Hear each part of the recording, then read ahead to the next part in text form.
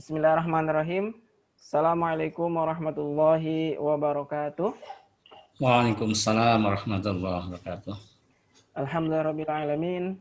Alhamdulillahilladzi bi ni'matihi tatimmus shalihat. Asyhadu an la ilaha illallah wahdahu la syarikalah wa asyhadu anna Muhammadan abduhu wa rasuluh la nabiyya wa la rasula ba'dah. Amma ba'd. Bagaimana kabar teman-teman semua? Insyaallah pada kesempatan kali ini kita akan kembali mendengarkan sharing gitu ya, akan belajar bersama, masih berkaitan dengan wakaf gitu. Dan alhamdulillah pada kesempatan kali ini kita kedatangan tamu yang sangat spesial sekali.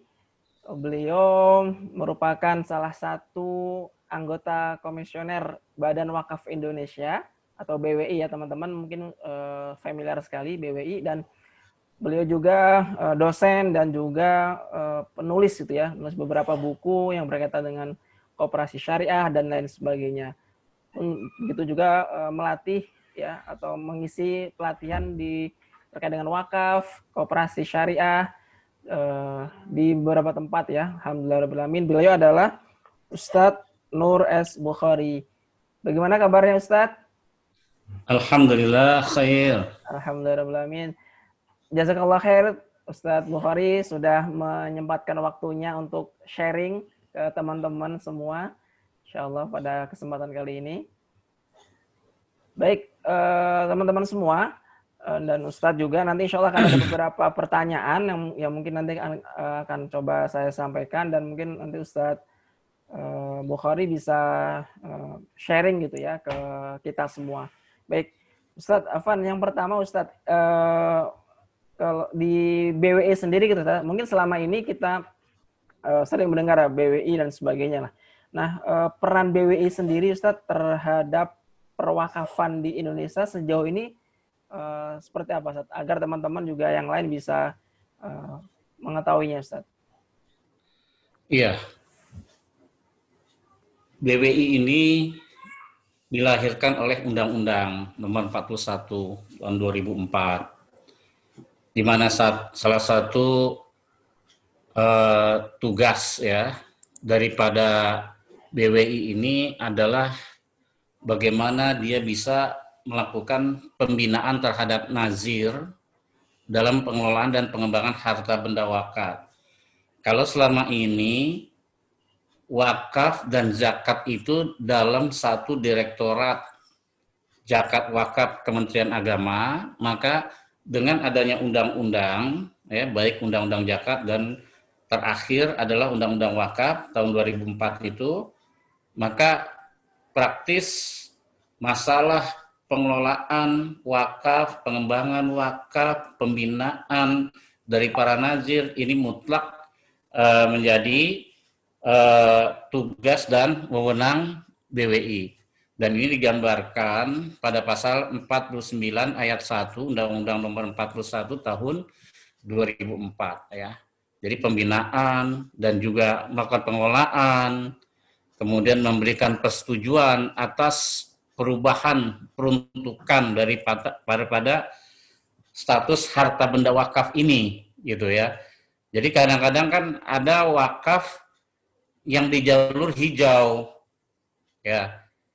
Sementara peruntukan itu tidak boleh misalnya dibangun perumahan. Bagaimana nih? Gitu. Ini kan kaitannya dengan ROTR ya, tata ruang, peraturan tata ruang ini. Ini yang kadang-kadang kita juga harus menjadi penengah antara wakif dan nazir masalah peruntukan. Kemudian wewenang BWI itu juga dia memberhentikan dari para nazir ataupun mengganti nazir yang lama menjadi nazir yang baru. Jadi selama ini kan persepsi masyarakat itu kalau dia sudah wakaf, maka seolah-olah si nazir ini dia memiliki hak penuh terhadap harta benda wakaf. Padahal nazir itu adalah sebagai orang ataupun institusi yang diberi amanah untuk menjaga, mengelola dan mengembangkan harta wakaf ya. Nah, sehingga kejadian-kejadian yang ada di perwakafan ini perlu ada penengahnya, ya, perlu ada yang memberikan apa namanya dorongan, kemudian memberikan wadah, ya.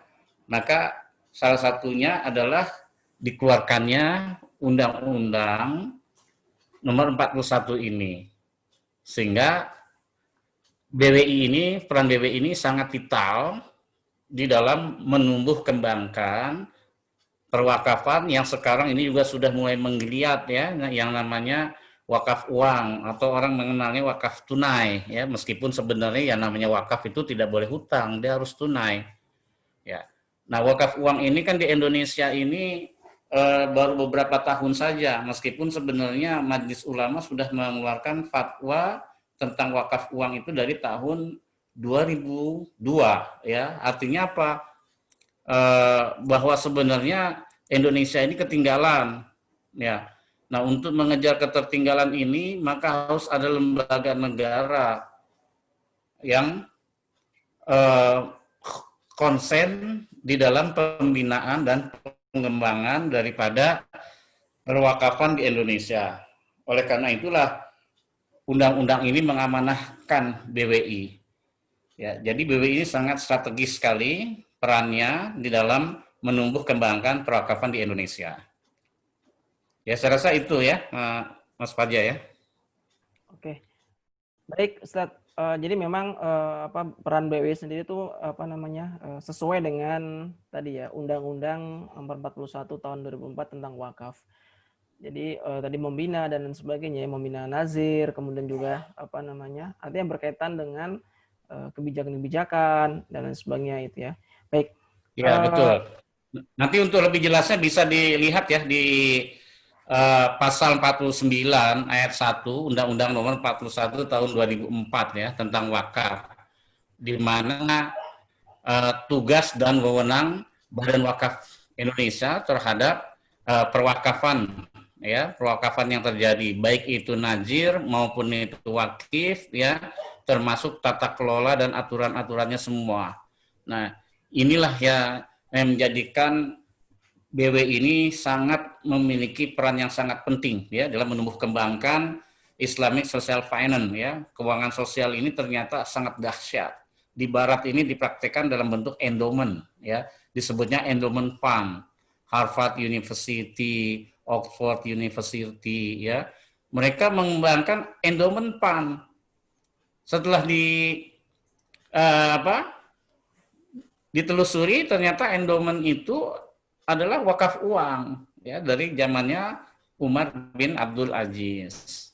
Nah, atau kalau di Indonesia disebut dengan dana abadi gitu. Dana abadi itu adalah wakaf uang. Itu yang memang sekarang ini kita sudah membangunkan umat Islam yang masih tidur terhadap wakaf, kita bangunkan bahwa wakaf ini sangat strategis dalam pembangunan umat gitu.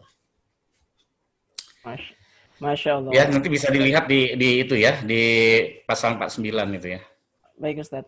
Ini Ustadz, selanjutnya Ustadz, kan kita tahu ya Ustadz ya, jadi nazir itu ya yang kalau nazir perorangan ya itu sangat banyak sekali ya. Bahkan kemarin ketika bincang wakaf kita dengan salah seorang Pak Urip ya, beliau adalah Kepala Divisi Dana Sosial Syariah dari KNKS, Ustadz. Itu kalau nazir perorangan tuh mungkin seluruh Indonesia tuh sekitar kurang lebih 300.000 gitu ya. Nah, kalau yang nazir institusi Ustadz, ini kan sudah mulai bermunculan Ustadz ya. Nah, bagaimana peran BWI untuk mensinergikan Ustadz nazir-nazir ya yang ada di Indonesia gitu ya. Kan sudah yang khususnya yang berbadan hukum Ustadz untuk mensinergikan agar tidak misalnya jalan sendiri-sendiri gitu Ustadz. Betul. Iya, artinya Badan Wakaf ini sudah memberikan wadah ya, namanya Forum Wakaf Produktif, di mana di situ berkumpul dari para teman-teman nazir yang memang lebih banyak bergerak pada wakaf-wakaf produktif ya.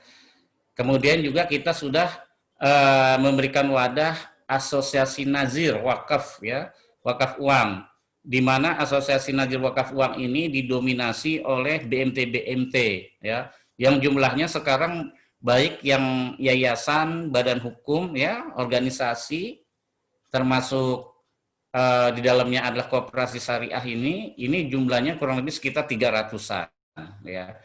Kalau umpamanya perorangan memang banyak perorangan, jumlahnya puluhan ribu, ya bahkan jutaan kemungkinan gitu. Cuma ini tidak tertata, kenapa? Karena perorangan ini memang wakaf ini di Indonesia ini sudah ada turun-temurun.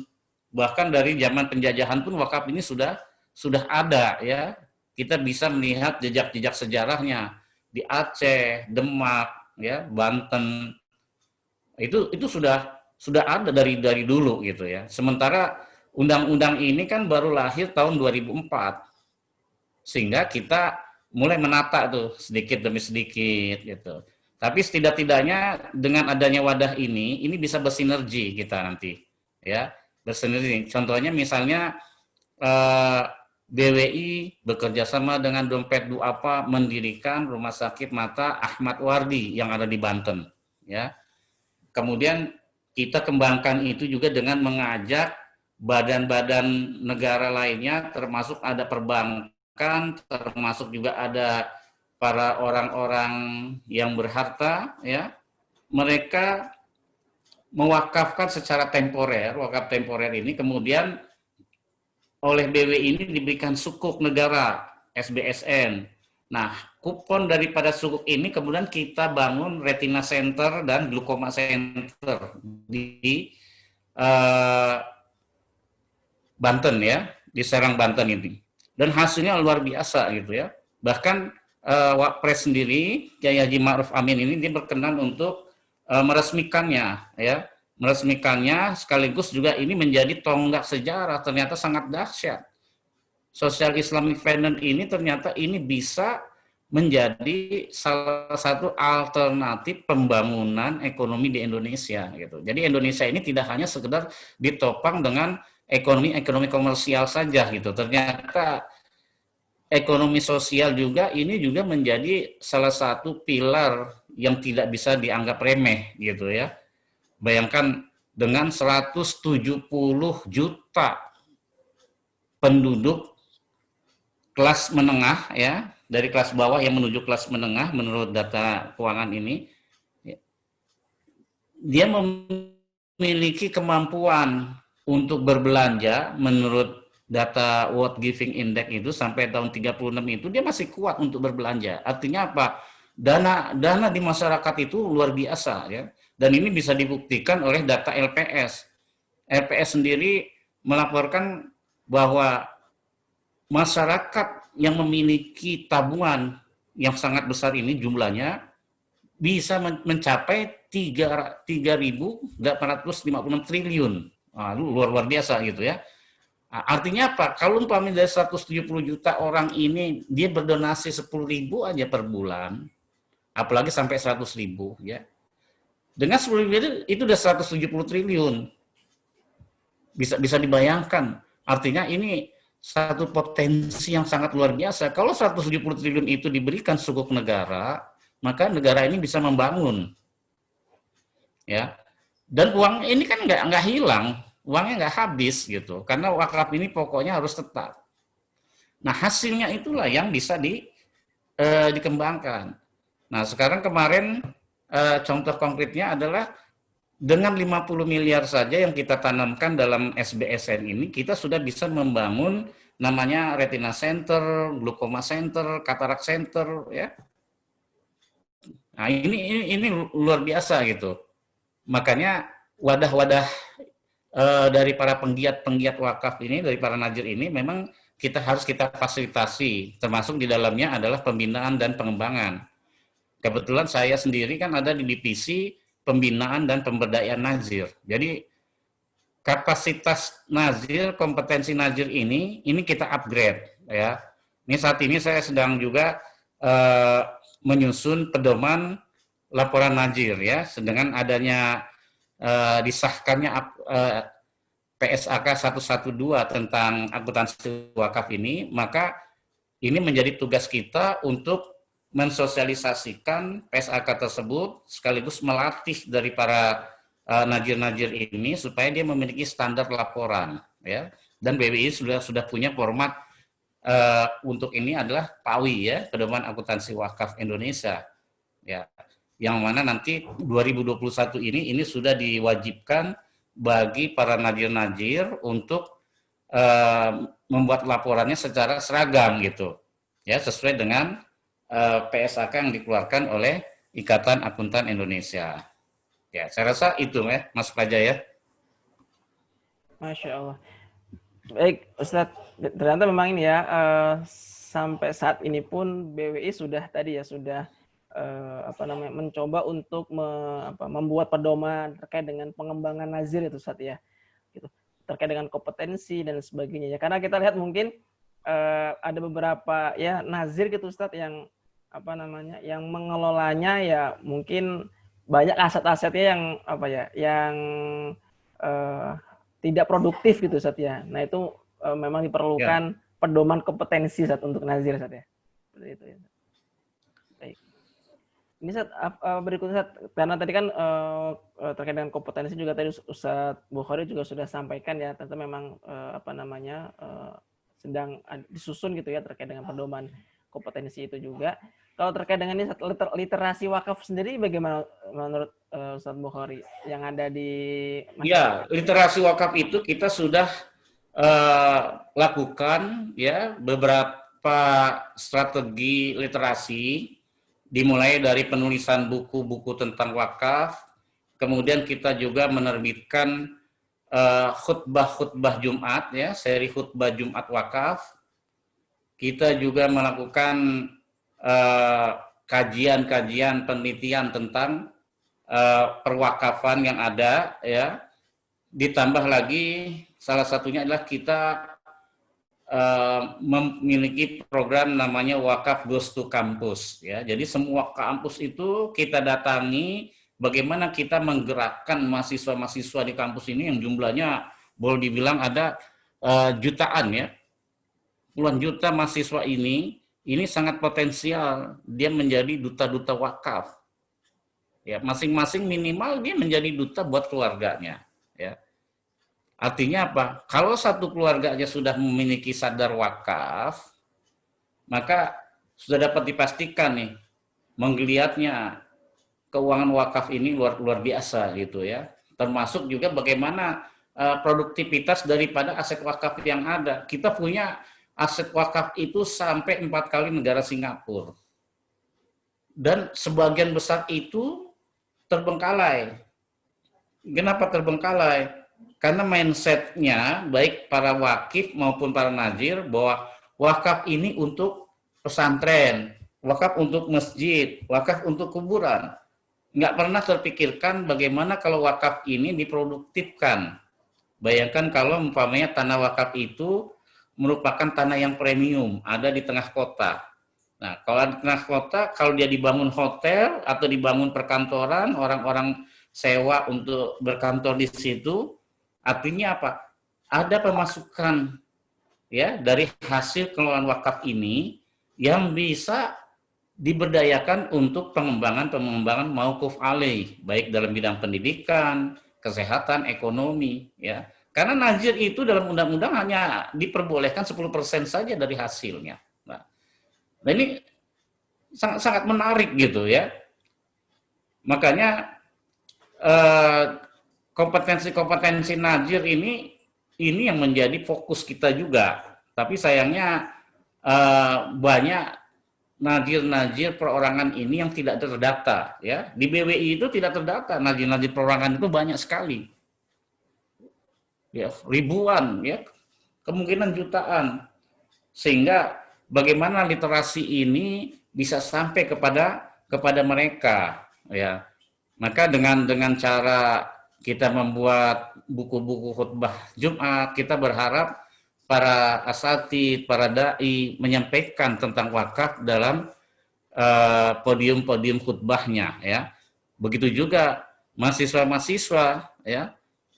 Paling tidak mereka bisa mensuarakan tentang betapa dahsyatnya peran wakaf di dalam pembangunan umat ini, ya. kemudian para guru-guru, kita masukkan juga di dalam kurikulum. Ya, kurikulum ini memang masih sedikit perguruan yang memang membuat jurusan wakaf, ya. Bahkan kalau nggak salah baru Gontor saja yang mendirikan pasca sarjana ya tentang wakaf gitu. Nah, ini juga sedang kita dorong kurikulum berbasis wakaf supaya apa? Sejak kecil, sejak SD ini mereka sudah mulai dilatih tentang wakaf. Apa itu wakaf dan bagaimana cara berwakaf dan untuk apa kita berwakaf, ya. Inilah yang menjadi stressing kita ini di dalam pengembangan literasi wakaf di Indonesia. Masya Allah, luar biasa sekali Ustadz apa yang sudah dilakukan ya oleh BWI, oleh pemerintah untuk agar masyarakat gitu ya mengetahui, mengenal, bahkan tadi disampaikan mengenal wakaf sejak masih duduk di sekolah dasar gitu ya, agar terbiasa gitu ya terkait dengan wakaf, bahkan juga bisa nanti mencoba latihan gitu untuk wakaf dari kecil gitu ya. Masya Allah, luar biasa. Tadi juga disampaikan kampus juga Ustaz ya, wakaf goes to kampus dan sebagainya. Alhamdulillah. Baik Ustaz Afan, karena mungkin ini Ustaz ya tadi mungkin sudah jelas insya Allah ya terkait dengan pemaparan atau sharing dari Ustaz Bukhari terkait dengan peran BWI, kemudian mensinergikan Nazir dengan adanya forum wakaf produktif, kemudian juga tadi disampaikan kompetensi Nazir gitu yang memang masih menjadi PR gitu, kemudian juga tadi literasi. Nah, mungkin pertanyaan terakhir Ustadz, karena terbatasan waktu Ustadz,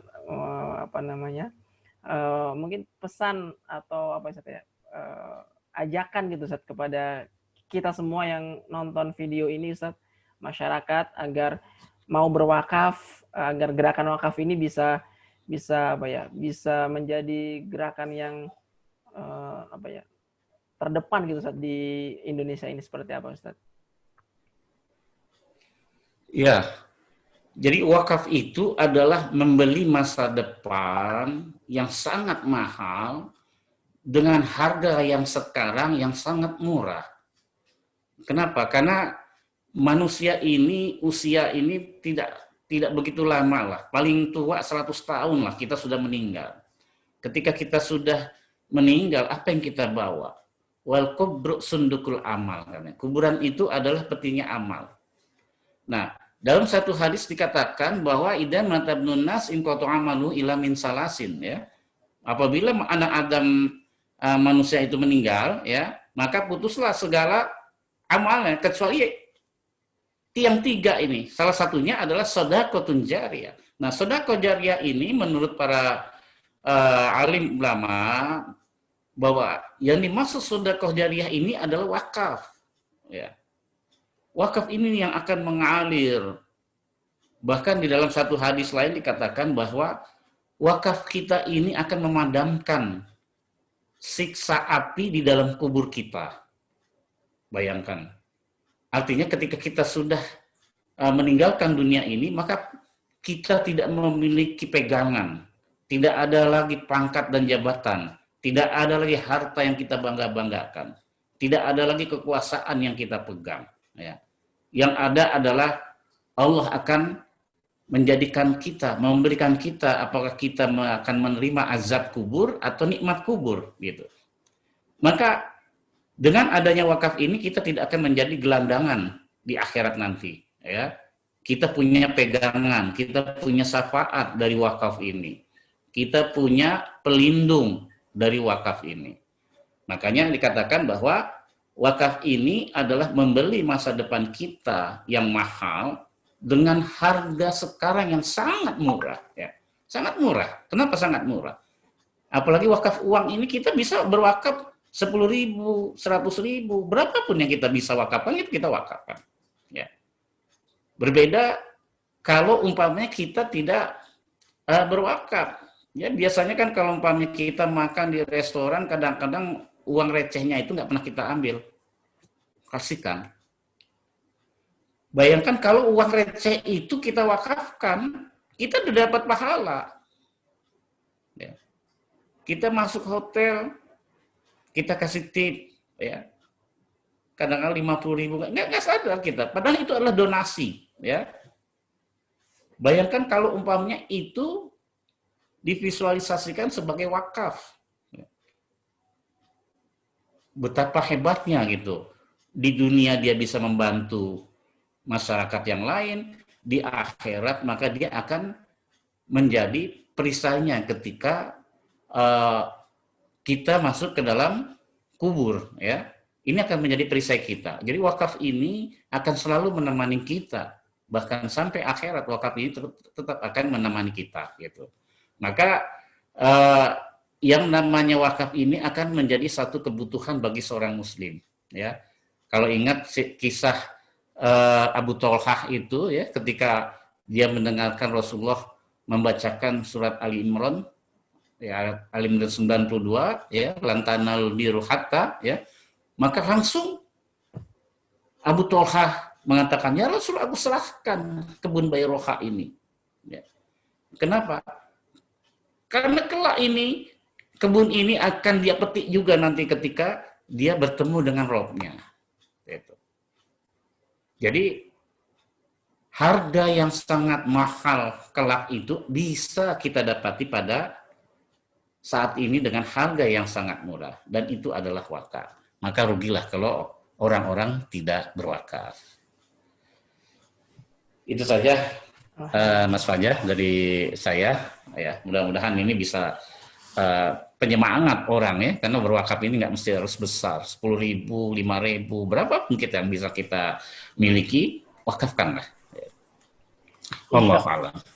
Insya Allah Ustadz, semoga wakaf ini tadi ya disampaikan, insya Allah teman-teman juga yang menonton, menyaksikan video ini bisa juga sudah mulai gitu ya, mulai berwakaf itu dari mungkin nilainya yang kecil gitu ya Ustadz ya, asal mungkin rutin, insya Allah bisa menjadi tadi disampaikan oleh Ustadz Bukhari, menjadi membeli dengan harga yang murah ya saat ini untuk harga yang mahal di masa depan, insya Allah.